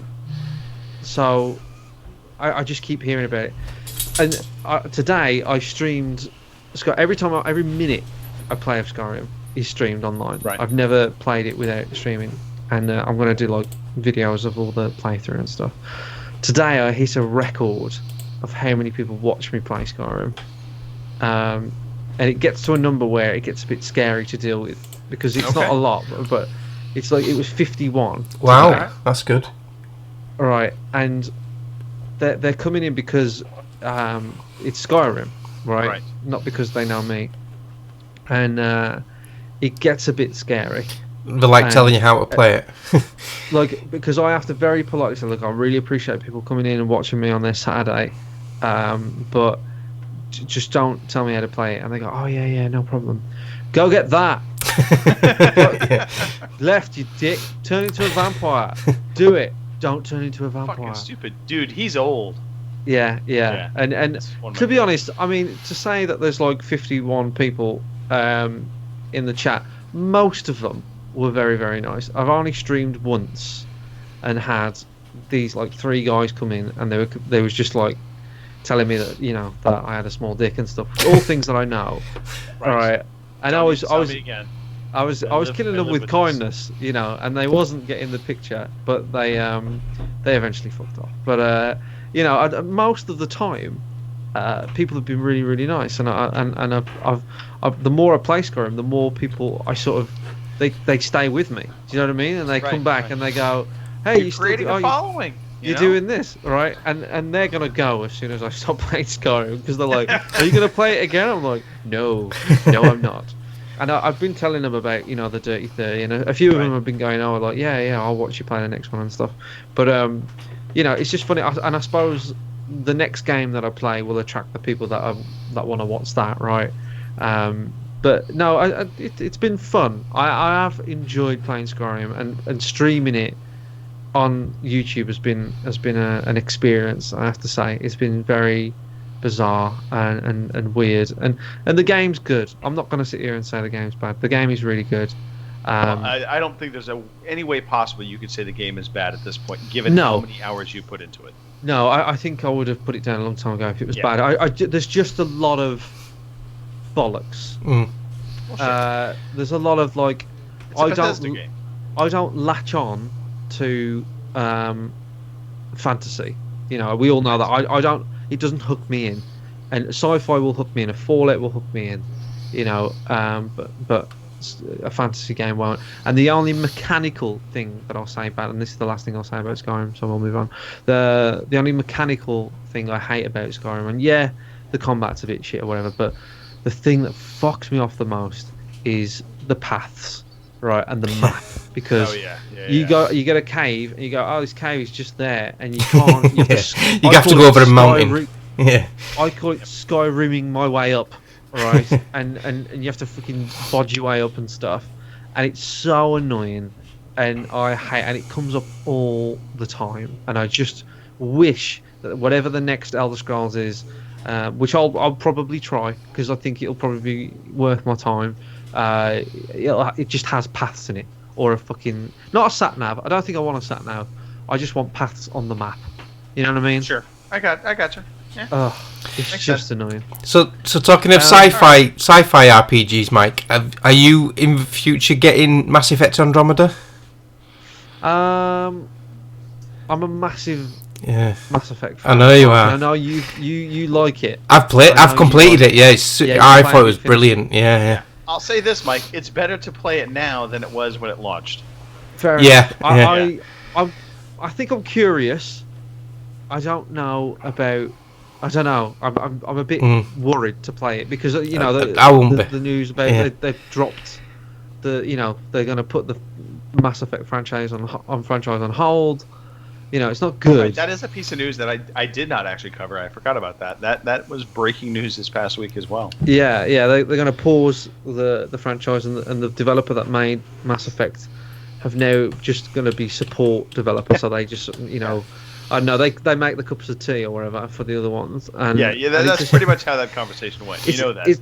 It's a shame, really, because it feels like they've been given a chance, and whether it's their fault or not their fault, it's been absolutely hammered. And there's obviously something there, but I nothing against you, Mark. I love you, Mark. I think you're a very nice guy, but I have to see for myself whether people who say it's good are just in complete denial and don't want to see that it's bad, and I suppose that comes down to me for trying it for myself, I hope it's good. I never want a bad game, Mark. You know what I mean? I never want to play a bad game, but the only game wish I come out of it thinking that you like it. The only game I sort of like did that with was The Order. I sort of like convinced myself it was a really good game, but when I look back on it, it wasn't. But Mass Effect, I'm sure Greg will back me up. It is a brilliant game, and Hardly Down's playing it. He's put in the chat. He's really enjoying it, and Teflon's put tons of hours into it. Yeah. I'm going to say this. I think it is a good game. I don't think it's a great game. So, and that's one of those things that, Mike, I was going to say just now, is I find Mass Effect Andromeda is a good game. It hasn't gotten its hooks into me where I'm like, oh, this is a great game. In no way do I think it's a bad game. The bar is pretty high, though, Sure. when you compare, because you're comparing it to the other Mass Effects, and there's a lot of games up there, but when people talk about the greatest games ever made, they're up there sometimes. They get mentioned, Yeah. Well, like if you I will say this. I mean, this developer, whichever the B team, I think it was BioWare. Was it BioWare Montreal or Edmonton? I don't know. Anyway, they shit the bed on this game. They really did. With the launch, and it's just, I mean, there were things in there that just never should have released that way. Now they've patched it, and the patch that they released, and I haven't seen what. There's been another patch as well recently. There've been a few updates. Really improved a lot. Yeah. So, in that respect, I think the game it is now, it's a good game. Yeah. It is not a great game, and it certainly doesn't rank up there as the best No. Mass Effect games. Mass Effect 2 still for me is the best one. Yeah. Agreed. Yeah. I would agree with that as well. But yeah, I'll try it, Mark. I think I will play it eventually, because I think I'll play it based on the merit of the others. Well, if you're not because too they're so sure, good. you'd be better just getting it from Boom. Do you still use Boomerang? No, this is the Dirty 30. I've cancelled it. Right, yeah. In fact, I changed my card, and I never gave them my new card details. So I just never did it. And the whole point of this Dirty 30 is that I concentrate on the 30 games, and Boomerang always threw me off. Playing my backlog, always, because because you pay monthly for that. Yeah, you feel obliged to pay. You're a slave to them. Which is good because you can play new games, but at the same time you can't get through games that you're. I mean, and now that I Steam share with Stu, he's got 300 not 60 games or whatever. He buys a new game every week. And he buys all but he buys all these fucking pretentious toys. But now and again he'll buy a gem, he'll buy something really cool, and I don't have to pay for it, because he'll do that anyway, So I've got all these Steam games, and I suppose there's a pressure when you podcast to sort of play new and current things, but we're doing the Dirty 30 this year, so that's my excuse to sort of just not buy anything. As long as you're current on the topics, I think you're fine. You don't have to play the newest, greatest. You Except just need to know what's. I was tempted to buy Battlegrounds this week. Oh, yeah. That bloody Fraser. That goddamn Fraser. He's got me hooked watching it as well now, and I've been so close to buying it myself. All right. Before we get sidetracked anymore, Mike or Mark, if one of you have the Twitch open, or just our chat open, I guess, because it's Beam as well as YouTube, maybe just some quick shout outs.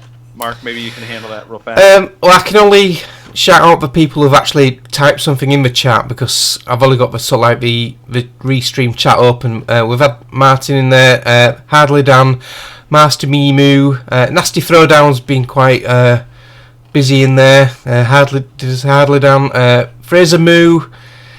Who else we've got? PG Tips. We have. Has anybody got any requests in the chat? And Teflon 12's just joined us. All right. So we've no trivia, have we, Jason? Where's the trivia? We do actually. Oh, we do. Came through. Right. Yes. Okay. All right. Well, right now we're going to talk about news. So, Mark. Yes. I believe you are the guru of sound effects. Oh yeah, forgot about outside that. of a certain individual named Duke Scath. Yeah. Oh dear. Oh dear. So. Hang on. I know why. That's how it's done, folks. That's how it's done. That's awesome. Here is the fucking news. All right, news time. So, it was actually quite a busy week of news. I was a little shocked. So, starting off with something that I know you two are going to be particularly interested in. Madden 18, the cover was revealed. Tom Brady is gonna grace the cover of Madden Tom 18. Brady. Wow. But more interestingly, I can't contain my excitement. it looks like Madden is going to be following FIFA in that it's going to Wow. offer up a single-player story. Wow. So do people in America do what people in England do, where they go into a game will go FIFA? Do they go in and go Madden? Hey. Yeah, it's more like that. It's Madden. Madden. Madden. The other interesting piece of news to come out of this is that Madden is moving away from the Ignite engine, and it will be using the Frostbite engine, again, just like FIFA did last year. So I think they are just transitioning everything over to the Frostbite engine. We'll see how that goes. With the story mode in Madden, will they bring him out on E3, and all the British people will just think he's a real footballer like you did? Yeah, Alex Hunter. Yeah, Alex was he was all the Yanks. I guess he's a real footballer. I don't know. fits the bill. Anyway, Vanquish coming to PC. That was announced. Still this past not week. played that game. I've got it on PS3 because it was free ages ago. game. Yeah, people keep saying it's really good, and I've still haven't played it. I need to play that. Well, Mark, if you want to get the souped-up version, you can pick it up on the 25th of May. It's going to be $20, and it's going to include some nice upgrades. It will have mouse and keyboard support, which obviously Vanquish originally did not have. It also will have unlocked frame rate and resolution settings, including 4K support for those graphic gurus out there. So they're doing the PC version justice, I think. I'll have to cross my fingers and hope Real Defoe buys it on Steam. I can play it then. I'm sure he will. I'm sure he will hook you up. Gary, get on it. Microsoft had their Build conference this past week, and from that, there was quite a bit of news that came out of it. But most importantly, I think, or the big piece of news I took from it, was they unveiled their virtual device controller. I wondered if you put a spelling mistake in there, because that doesn't sound healthy. A VD controller.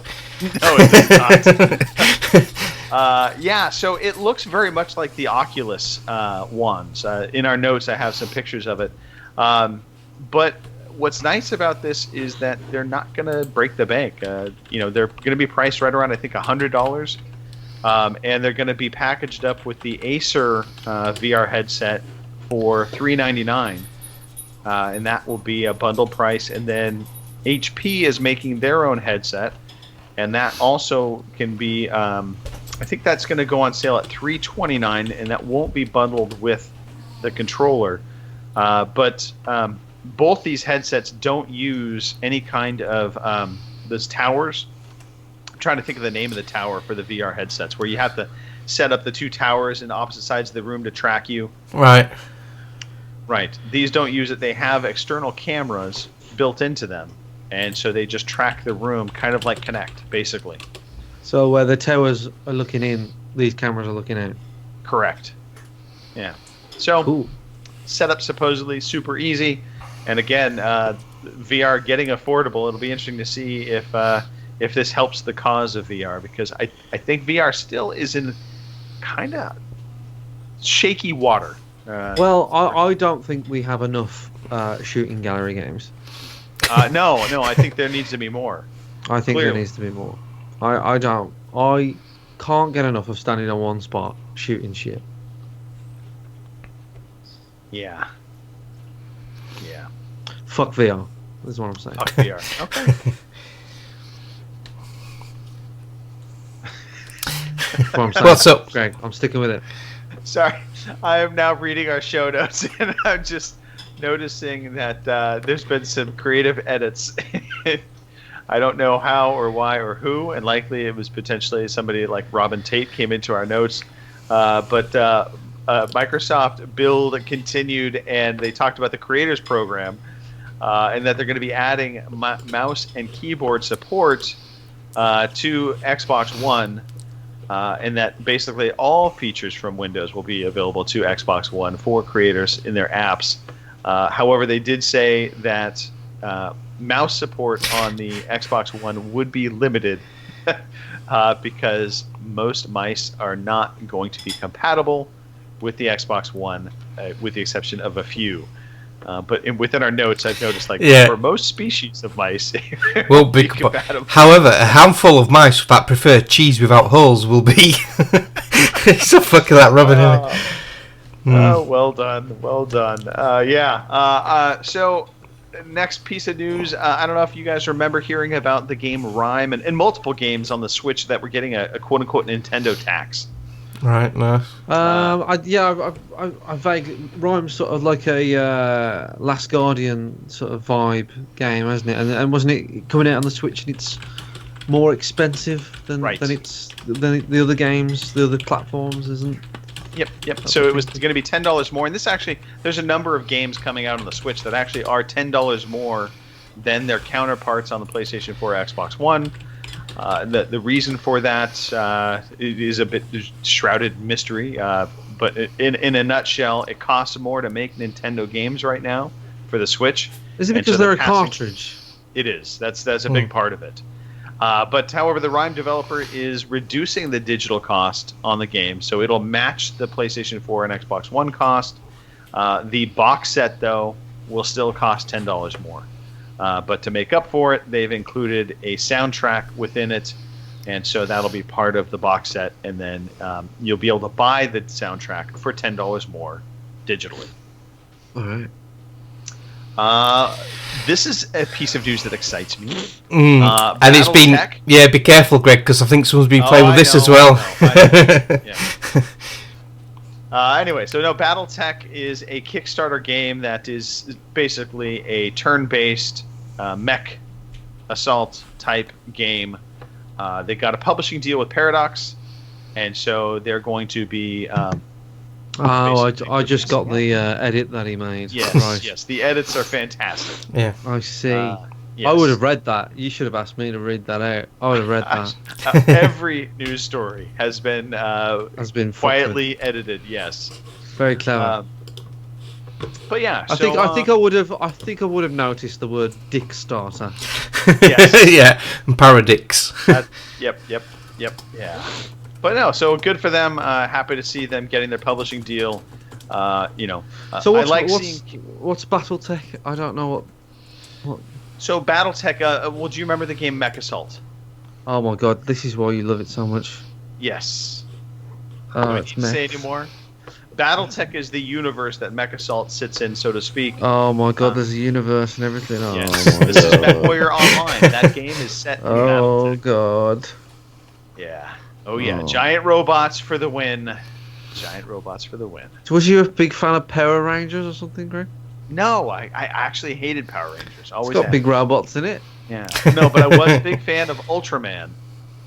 Ultraman, yeah. Look up Ultraman. It is basically Godzilla, equivalent, but it was a man in a giant spandex suit with a helmet on, and he was Ultraman. Ultraman was awesome. Well, I'm looking at Ultraman now, and he looks like the robot from The Day the Earth Stood Still, the original. But yeah, that is Power Rangers, Greg. Oh, you're showing your age, Greg. 1966 original series. Yeah. They put it on rerun. We saw it all the time. So don't. It's Ultraman. I'm looking at it. It is Power Rangers. It's the same thing. Like it's like a big dude fighting a lizard. It's totally the same thing. I get you. It is totally the same thing, except for it's not. So just leave me alone. It's not 5 dorky dudes forming up a giant robot. It's one dude that's a giant badass robot. Yeah. Okay. I don't need to defend my choices anymore. Let's move on. Fair enough. All right, we've got podcast trivia. This is the most exciting part of the show. It does not get any better than right here, right now. Sick. Yeah. So after last week, Nicole has increased her lead. She is in the lead with 9 points for the season of podcast trivia. Robin, he was right there. He could have been getting more trivia points tonight, but he chose not to. He's sitting at 7 points. Looks like Kim actually is right behind Nicole. Also, I think she's either at 6 or 7. I can't see. My eyes are going way bad. That's way too small for me. So she's at 6 points, and then Mark, our previous season 2 winner. Yeah, shocking, isn't it? Mark, what's going on? I don't know. I didn't get any last week. I had a double flop last week.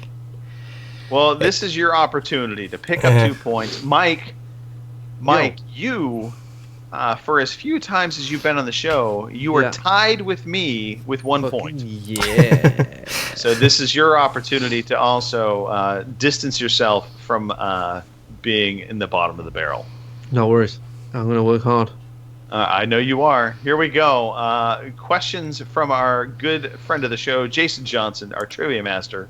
All multiple choice questions. You can play along at home, of course. But just don't, if you are listening to this at home, don't shout the answers out, please. We want to make sure we don't give anything away to Mark or Mike. Don't put me in the chat, just DM them me on Twitter. Here we go. First question.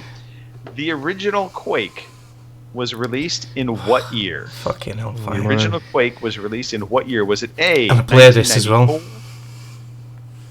B, 1995, C, 1996, or D, 1997? When was the original Quake first released? Was it A, 1994, B, 1995, C, 1996, or D, 1997? Let's get your answers in, guys. In 3, Oh, we have to type them. Yeah. 1. Oh shit! Yes. I wasn't paying attention. All right, you both have answered C, 1996. Mike cheating off of Mark likely, and that is correct. Yay. 1996 for the win. I played a I lot forgot of we that. have to type them. I was just like, I don't know. I'll say yeah. All right, well done to the both of you. Wink, wink, nod, nod. All right, next question. Here we go. What was the there's another first one. game released by the studio known as Silicon Synapse after they changed their name to Blizzard Entertainment? This is a quite What? complicated Say that question. again, yeah. Let me say it again. Pay attention, children. There is a quiz after this. All right. Clear your heads, clear your minds. Okay. No drinking in the classroom, Mark. Sorry, boss. All right. What was the first game released by the studio known as Silicon Synapse after they changed their name to Blizzard Entertainment? So basically, I think it is, So what it's is the first game Blizzard. released by Blizzard. Blizzard Entertainment, officially known as Blizzard Entertainment. Right. That makes sense? Clear as mud, Yeah. I think. The other name just completely throws you off, doesn't it? It might be part of what it is. Cause I thought you were going to say Silicon Knight. Dan in the chat thinks he knows this. Dan, Right. it's all yours if you send me the answer. All right. Is it A, Warcraft? Warcat. Warcat. Warcat is a game that I want to play. Warcraft. World of War Orcs Pussy. and Humans. Yeah. Warcraft, Orcs and Humans. B, Blackthorn. C, Justice League Task Force. Or D, Diablo. What is the name Ooh. of the first game released by Blizzard Entertainment when they changed their name from Silicon Synapse? Maybe that was the better way to ask that question. Can you read the games again, Greg? Yes, please? I can. It is A, Warcraft, Orcs and Humans. B, Blackthorn. C, Justice League Task Force. Or D, Diablo. I'm going to help you guys out. I believe D, Diablo. I don't believe that's a real game. There's no such thing called Diablo. Ever. All right. Can I get your answers in 3, 2, 1? Ooh, different. All right, we have Oh, two it's different differing answers. answers. Mark has gone with D, Diablo. saying it's Diablo. Chinny has gone with B, Blackthorn. Yeah, I because can I tell thought you- that sounded like a cool name. Yeah. Somebody has gotten it correct. And the person that has gotten it correct now has 2 points. And that is on top of his 1 point. Mike Chin got it right. Yeah. It is Blackthorn. Well done, Mike. Well What's done. Blackthorn? Is that? I've not heard of it. No clue. I went for the obvious one. Yeah. Well, either way, though, you picked up some points. I got one, yeah. Mark, you've got yourself elevated up to almost decent status. Yeah. Mike, you suddenly are almost a player in this whole contest at 3 points. Player, yeah. Well done. And yeah, it's looking like neither one of you are going to win. But thanks for playing. No. Well, we all know who's going to win. Nicole. Yeah. The champion I guesser. thought for a moment Robin had a legitimate chance. He's right there. There's a few weeks left. Yeah. He could pull it out. He should have sacked them motorbike races and been on tonight. He could have taken just the lead. saying. Yeah. Just saying. Priorities, Robin. Priorities. All right, Mike. Yo. You're hip to new releases and things coming out. Oh shit. So maybe you should just walk us through what's coming out next week. Oh my god, the music and everything. How scary is that? All right, they're all here. Good. All right, I don't have to do anything. Brilliant. Farpoint is the first one. Is that right, Greg? Am I reading from the right list? Yep. Yes. All right. Okay. Releases for this week are Farpoint for the PSVR. So if you're one of the 3 people that own one of those, then good luck with that. That's coming out on the May 16th. Sick burn. Also, thick burn, bro. Also on May 16th is probably one of the biggest games of the week, which is Injustice 2. So if you're a Mortal Kombat fan, it's the same people, but it's all DC stuff. And apparently Sub-Zero is going to be one of the DLC characters, I've heard. Sure, whatever. Great. I haven't played Injustice 1, actually, but Mortal Kombat. Yeah, I enjoyed Justice 1. Yeah. Yeah, It's good. Yeah, apparently it's pretty good. They do good stuff over there. The next game on May 16th is The Surge. I don't know anything about The Surge. I think it's a walking sim sort of game. Is that right, or am I completely wrong? This is much like Dark Souls. Mm. It's from the guys really? that did. Okay. What was the name of the game, Mark? I don't know. Not Fallout. The Dark Sims. I completely drawing No a idea. blank on it. Anyway, they made a Dark Sim, the Dark Sim. Jesus Christ. Anyway, they made a Dark Soul-like game. Right. It starts with an F. Can't think of the name of it.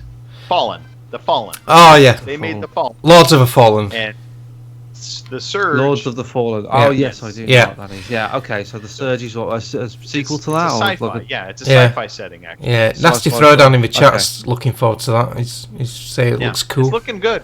Mm. Okay, so if you're into that kind of stuff, then The Surge might be for you. I don't know what year this is, but it seems like we've gone back to the past because I'm reading the words Reservoir Dogs, Bloody Days, which apparently is coming out on May the 18th. I don't know anything about Reservoir Dogs, but it is a thing. Also coming out is Thumper. That's coming out on the Switch. Right. Sorry, Reservoir Dogs was on the PC, but Thumper is on the Switch. On May the 18th, and then also on the PC is Endless Space 2. Apparently there wasn't enough space, so they made a sequel. And then there's Fire Emblem Echoes, Shadows of Valentia, or some shit like that for the 3DS, or the 2DS XL if you got one of those fucking stupid things. That's coming out on May the 19th, and then Skylar and Plux, which sounds like game that a child made up in classroom. Like, okay, everybody, kids, make up a name for a video game. Skylar and Plucksmith. Okay, go on break. Adventure of Clover Island. That's out for the PS4, Xbox One, and PC on May the 19th. So I think there's quite a bit out. It's a bit of a lull, but Injustice 2 and some of the other games might keep people going. So. Right. Those are the Injustice games of the 2 week. definitely the big title. I mean, Farpoint for PSVR. If you have a PSVR, this obviously is of interest to you. And The Surge. I'm actually really curious to see how The Surge is received. What because- is Reservoir Dogs then? I'm just gonna have a look don't into know. this. I'm just Don't gonna know. quickly look into this. Talk amongst yourselves.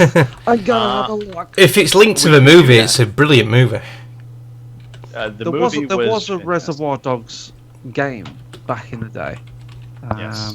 Bloody days trailer. So All right. okay, I'm just looking at it This is very fantastic quickly here. radio. Yes. Right, so I've got the Reservoir Dogs Bloody Days cinematic trailer playing in front of me now. and And does if it you look- akin, the art style looks very much like Team Fortress 2 ish. okay. It's got all the Mr. Pink, Mr. Blonde, Yeah. Blue. They don't like, Oh, so it's got the characters in Yeah, it. Mr. Okay. Blue, Mr. Orange, Mr. yeah, Blonde, doesn't yeah. doesn't look like the people from the film now. So this looks like it's based sort of on the concept of Well, yeah. Yeah. Once you went with Team Fortress 2, I kind of assumed. yeah. But there's something about strategizing the heist or something. Yeah, going back in time, no. time Little manipulation. payday-ish. Yeah. Oh, okay. I've just fast forwarded into the trailer. It looked very good, but now it looks like a twin stick shooter game. It looks like shit. Yeah. Well, maybe someday that can appear on your Year of Living Dangerously hold on. backlog. Is it? Hang on. Oh, Is it? wait a minute. Is it an XCOM game? Top game. Ooh, wait a minute. No. If that- No, Greg's no. ears just went ding. I know. Come on, No, Mike. it's not. I thought it was turn-based, but it's not. All right. You can rewind time though. So if you mess up, you can rewind time. Interesting. Like you normally would. Yeah. All right. Well, Mike, thank you for Sure. covering the new games. I appreciate that. No problem. Mark, Yes. do we have a little? Should we play the soundbite for the Dirty 30, or should we just talk about it? Have it queued. No, we'll just talk about it because quality's not very good, is it? It's a bit hit and miss because of all the setup. So, yeah, but Dirty 30's something Bongo set up where it's a challenge. It's a challenge to play. You know, it's just some shit. Fucking Robin's some guy- yeah. A lot of games. You play 'em. To clear your sort of like backlog. So you missed out all the monthly freebies. Robin is currently cursing. Yeah. Mark, that should be the new intro. Yeah. What you just said. You've missed out all the monthly freebies and that, Greg. Aren't we doing the monthly freebies? Well, I figured we covered those last week. Right, it's just up the 16th is in a couple of days, so My apologies. Lego Star Wars: The Complete Saga will be coming out May 16th and, through the 31st. and Lara Croft, Temple of Osiris. Yeah, and Lara Croft, Temple of the Osiris. Of Osiris, not of the Osiris. No That's one was going to call you on that, Greg. No one was going to stop you and go, there's not a the in the title of that name there, Greg. Anyway, both those games are going to be available on May 16th. Get them when they come out. They're both quality games. And everything else still available for the Xbox One and, of course, PlayStation all month long. Yeah. So getting back to this Yolg business, what Robin's like This throwing at y'all's us. business, Yeah. this torture. Yeah. It's incorporated into our Victory Achieved, and basically, when you finish a game, you take a selfie with the credits rolling in the background of said game, and you get entered into a quarterly prize draw where you can win $20 or 15 English pounds. The draw is from 1st of April to 30th of June, so every entry you submit will be a token into the hat to be drawn out by Robin at the end of June. So people this week who have done Victories Achieved and Yolgs, the Yolg ones first, we've got Genesi, finished Gears of War Judgment, Gunslinger X 1983 finished Doom, which is a good game. Dude. Our very own gamer, Girl 27, she's finished another game. She's finished King's Quest. Quest. Daddy Eakins finished Battlefield 3. Hoorah! And for the non-Yolgs, Teflon 12 has finished Ghost Recon Wildlands. Some dude called Mark Annex. And Baby Makes 3. Mark Annex finished Forza Horizon 3. And I also finished the Hot Wheels DLC now as well. And some other dude called Murphy's Law finished Halo Wars 2. And they all get this sound clip. No, they don't. I've done it again. You all have a victory's achieved. Victory's achieved. You have one. A victory's achieved. I did. I think I actually broke a blood vessel in my eyeball when I did that recording. You really like squeeze that one out. That last one. Victory's achieved. Oh. It was Halo Wars 2, Greg. Let's talk about that again. No. Let's talk about it. All right. If you have made it to this point in the show, God bless you. Thank you. God bless you. Yeah. Thank you for taking the time to sit in with us. Also, wake up. Yeah. Wake up. We're no longer talking about bowling, Skyrim, or any other nonsense. Let's talk about my ice skating, Greg. Let's not. No. Can I just... some breaking news in the chat. Yeah. Breaking news in the chat. Nasty Throwdown's put there's some Alan Wake news. It's currently $2.99, but it's going to be removed from Steam and Xbox stores on Monday due to music licensing. Yes, that is true. I've heard that. Yeah. So if you want to get it quick while you can. So if you've already purchased this, will you still be able to download it? Still have access. Ah, right. Okay. Yeah. That's interesting. Due to music licensing, some fucker said you're not having that anymore. Pull it out. Yeah. So, music's a weird business. Yeah. Licensing is tough, general. Yeah. All right. Well, back to what I was saying. Yes. Sorry. If you have made it this far and you're awake, and hey, those people in the chat, we appreciate them giving us breaking news. Come check us out next Saturday. We're going to be back on at 3 p.m. on the West Coast, 6 p.m. on the East Coast. And if you're one of those guys with a funny little accent over in the UK, Hello. All right, Governor. Hello, Governor. You can listen in at 11 p.m. 11 p.m. It's UK my time. turn to talk. Fuck off.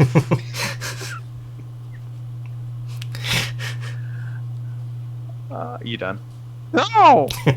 You want to read the closing notes? Mike, go for it. Come on. That's a Mickey Mouse. You can do it.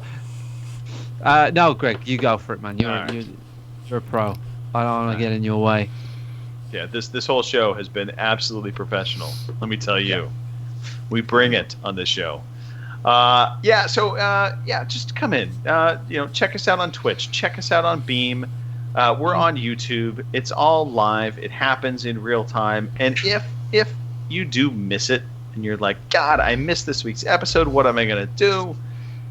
Guess what? We do offer up an audio podcast. You can just download it and you can still listen to us and have the same amount of enjoyment. However, you won't be able to play the game, the trivia, the highlight of the show in real time. Greg, what if I wanted to email the show? What do I do then? Well, Mike, you could email the show, and it's real simple. podcast@ocpod.com. That's our email address. Hold on. Emails are for old people. I want to tweet the show. What do I do then?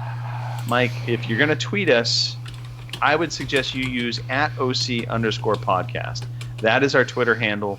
Likely you're going to be met with somebody responding, and they type in an Irish accent. Holy hooly. Yes. So that's our Twitter. Hold on. I really get my kick out of joining different Facebook groups. What if I just want to be a part of the group and chat to some other people in the community? What do I do then? Well, Mike, if you wanted to do that, that would be our Facebook group, fb.ocpod.com. Just type that into your browser. It'll take you right to our Facebook group. Jesus Christ. I mean, I love this setup. I love this show. I want to give some feedback. How can I sort of reward you guys for all the hard work you do? This is why I miss you, Mike. This is why I really miss you. Because you know what, Mike? If you needed to do that and you felt compelled to do that, we are on iTunes. We're on Stitcher. We have a YouTube channel. Wow. Give us a review. Any place you can give us a review, we would love that feedback because it helps us get visibility elsewhere. And what about if I wanted to play video games with you guys? Because that's what this is all about. That is what this is all about, Mike. And in fact, we are very active in the club scene, both at Miami Beach, at the club discos, but also on the Xbox. We have a OC Podcast Club. Get On at the PS4, we have an OC Podcast community. Shut the back door. And you're not going to believe this, but we even have a Steam group, and it's called OC Podcast, all one Now word. I know one thing you've not got because it's brand new, right? And you're not going to be so hot on this. You haven't got one of these Discord things, have you? Mike, again, we are cutting edge here. We've got a Discord server. Yeah, OC Podcast I can't on Discord. Yeah. Oh my god. Oh. Whew. Mike, you can literally find us anywhere. It's weird all over the place. In fact, lift up your front door, Matt. We might be there too. There, yeah. Yep. Yeah. It's true. I have to say, and I know everybody gives you shit about this Discord, Mark, but I've not experienced anything. I've downloaded it. Yeah. I added you. Yeah. And I added someone else. And that's all that's happened with Discord. Nothing else has happened. Yeah, no, I sent you the link to join the group because unless you join any of the groups, there's not much point in having it. Right. Okay. You know what Discord is actually really great for is having the little screen pop up when somebody's making an announcement or something. Yeah. And you're giving a web presentation to a business client. That's fantastic. Yeah. To share your screen. Well, I'll give you a little hint. Do not join the Ped and Miller one unless you want to see some things what will scar you for life. Amros89 put a picture in. They've got a filth section, obviously, because you know what them two are like, Ped and Miller. Oh, Jesus Christ, I cannot unsee that ever. Absolutely horrendous. So, yeah. And how do I get there, Mark? Contact BitDead. It'll get you an invite sorted. Sweet. BitDead's on the old Discords and the Twitters. He'll get you an invite to Ped and Miller. I don't know. I need to get more involved with Discord. I downloaded it because I always try and keep up with the hippity hop things. Yeah. But I'm not falling in love with it yet. Yeah, Gamesmen have It's got. very slick. Yeah, it is cool. Yeah. And it's like it detects the game that you're playing. It goes, "Hey, Yeah. this is the best overlay for your game, man. Just fucking chill out and play it." Yeah. And I'm like, okay. I use it more on my phone than the computer. But yeah, I mean, the Gamesmen have got a group, so I chat with them. Ped and Miller. Respawn Kings with Defoe. We've got a group. There's a VG Hub one which is very quiet. Duke now and again says, "Yeah, I'm still here," and then goes again. I'm alive. Yeah. Yeah. But it's quite cool. It'll catch on. I've heard it's a thing. Yeah, it's a thing. The internet. Just like Facebook. It's a thing. Same. Yeah. All right. Mike. Yo. I want to thank you for being on the show. And Hey, my pleasure. I would like to give you first dibs at a shout out. Anything you want, Mike. Who would you like to give a special recognition moment to? This could potentially catapult them into celebrity status. Who do I want to shout out? I'll shout out the True Skill Games guys because they sort of stopped their show. But I've been watching them on a website called YouTube.com, and it's a video hosting site. And they've been. By the way, yes. Sorry, just to sidetrack you. Do you know the reason why they stopped their podcast? I sort of no, not really. I mean, I did listen to the last one. I don't remember. We kicked their ass. Oh yes, yes, yeah, of course. And I was part of that team as well. Right. I think. Right. Yeah, you were. They tried to claim cheating. Yeah, I remember that. Yeah, and those videos are on their YouTube channel. But they've been playing The Wolf Among Us, and I don't know. They've been trying some different things, and I think. It's tough doing a show every week, and running a YouTube channel is really difficult as well. Yes. And I know Hards is doing a good job, and he's doing some good things over there. So I've been giving them some love, I've been watching them, and I have played The Wolf Among Us, but it's been nice to watch it again, and I hope they upload some more stuff. So shout out to them. And shout out to the regular video game podcast that I listen to. I listen to, The Gamesman. Obviously this one, but fuck this one because I'm on it, so I'm not going to listen to this one. I got a front row seat, man. I don't need to listen to this one. Yeah, The Gamesman. Last Save Loaded. I've listened to.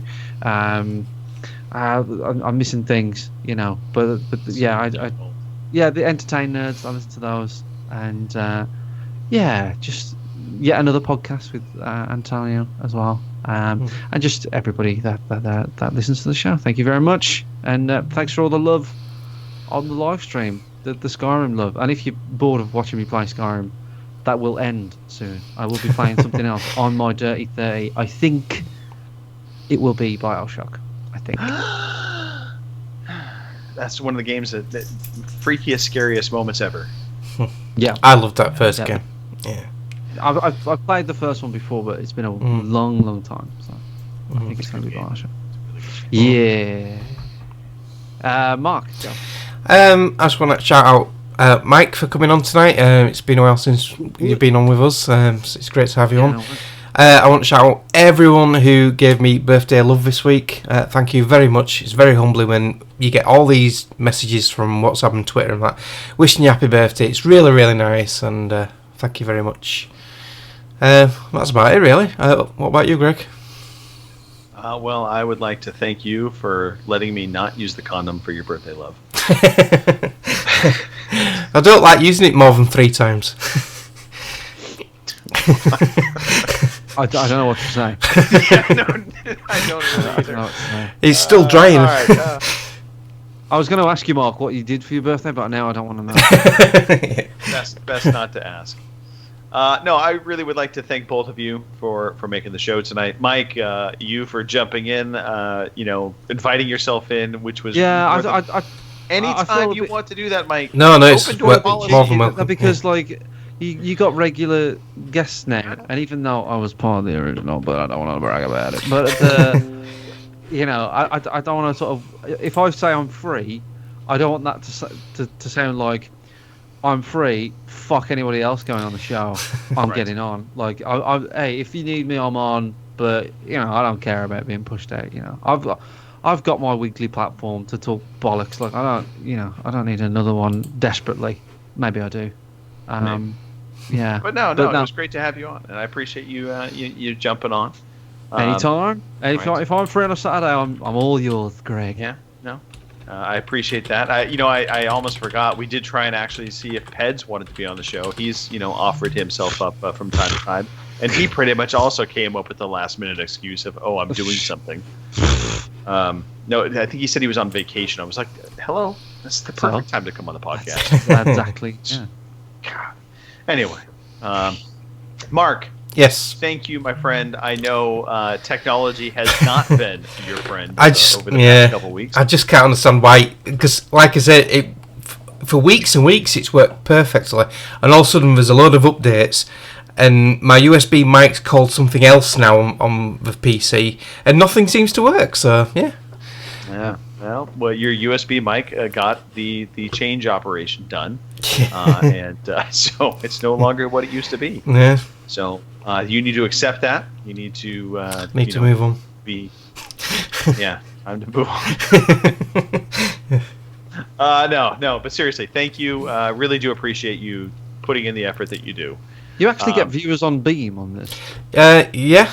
Had like 2, maybe 3, 5. Yeah, Nasty Throwdown's been on Beam all night. Apparently, we had 2 earlier, but we just. The audio on Beam is much better. Yeah. The quality of it. And there's less delay as well on Beam. And because it's built into the Xbox now, it's going to get more popular. It's got a long way to go to catch up to Twitch, but yeah, it's getting more popular. Like Fumu's broadcasting on Beam right now. I got 50 odd views from YouTube today. Yeah. And I think YouTube succeeds because people are on YouTube regardless of whether they want to watch it live or not. So and you've already got an establishment of followers. Yeah. That's it. Yeah, I mean, you go on Twitch, it's because you're going out your way to watch someone live, right? But you go on YouTube for anything, it just pops up. So a lot of people that just have been, when you watch like this video about Gordon Ramsay, and then all of a sudden like 5 Gordon Ramsay videos pop up saying, "Oh, you would like this." I think people who watch like Skyrim videos, it recommends them for that. So YouTube have that sort of net to cast, which is really big. But I don't know. it's all weird, isn't it? Because these streaming platforms are all sort of separating, and as a podcast, we all have to sort of try and work out which one's the best one. Well, I will say YouTube is my go-to source for anything fixing my house. Yeah. Oh yeah. YouTube is a gold mine, and my car as well, for the record. Like figuring out how to properly change out and remove some of the rear brake light lenses on our car. YouTube was just, I mean, it was simple. Yeah. Oh yeah. So. Yeah, I had to watch a YouTube video today on how to remove a certain trim out of my car today because I didn't want to break it taking it off. So, yep, it's an absolute vital tool to do today. Yeah. If you want your car fixed, go to Mark. He'll look it up on YouTube. Yeah, I'll look at YouTube and let you know. Yeah. All of the ambulances in England have been fixed using YouTube. Yeah. All right. So thank you to both of you. Thank you, of course, to the listeners. We really do appreciate you guys taking your time out of your Saturday to listen to us and watch us live. And, of course, if you support us on audio, also thank you there.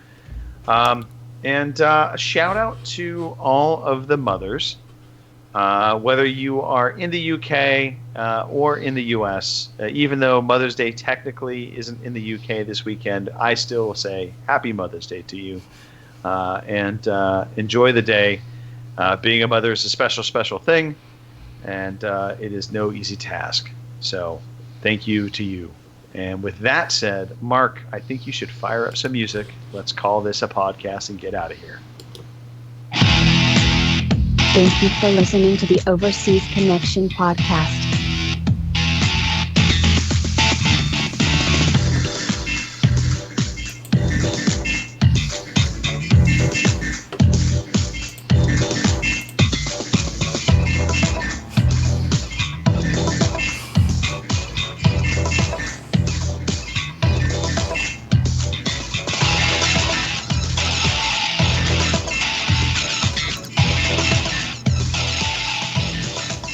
See you same time next week.